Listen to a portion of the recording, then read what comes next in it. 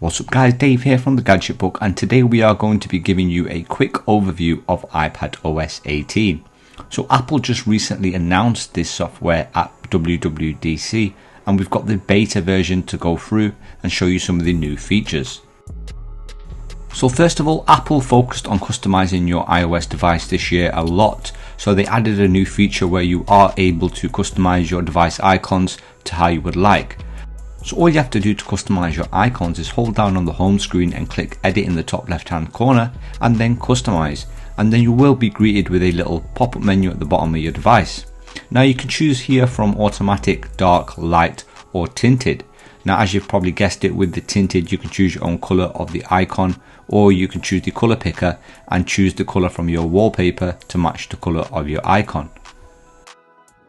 As this is a beta, it doesn't work perfectly right now, and there is a few issues with a few icons, and as you can see they do not look the best. I do hope Apple update this in future betas to make the icons look a lot better and fit in when they're tinted. Now from this menu you can also change the icons from large to small. Now when you do click large, it removes the labels at the bottom, so just something to keep in mind, but you are able to change the size of the icons in this menu.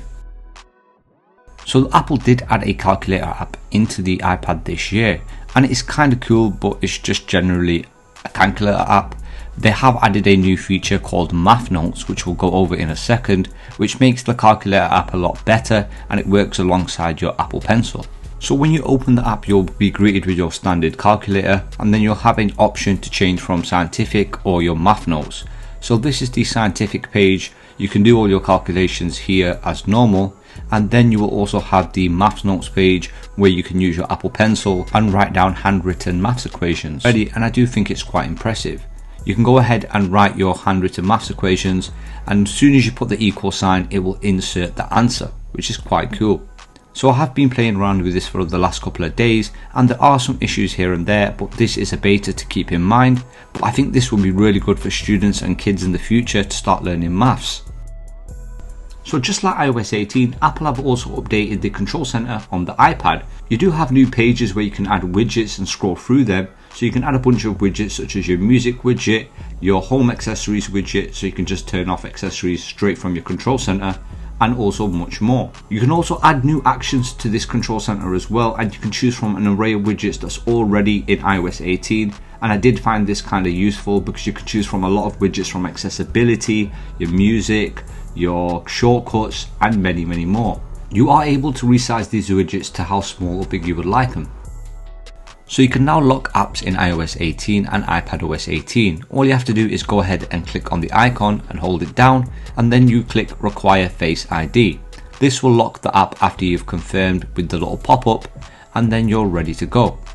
It is a great feature to have on the iPhone, however it doesn't work the best. I did lock a couple of apps on my iPhone when I've been using iOS 18, and then I went onto the lock screen and I couldn't see the notifications from that app. I have to actually open the app, then do Face ID again, and that will show me the notification.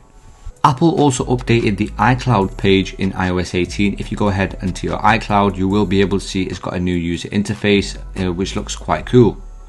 So Notes did get an update, but right now we're in the first beta, so Apple will release the updates in the future and we will show them to you, so stay tuned for them.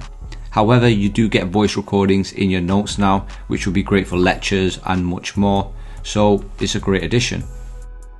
Something else cool that we did find is that when you hold down an icon and it has a widget, there shows a new little menu where you can go ahead and tap it and it will convert the icon into a widget. We found that quite cool and interesting. Let us know what you think about it in the comment section down below.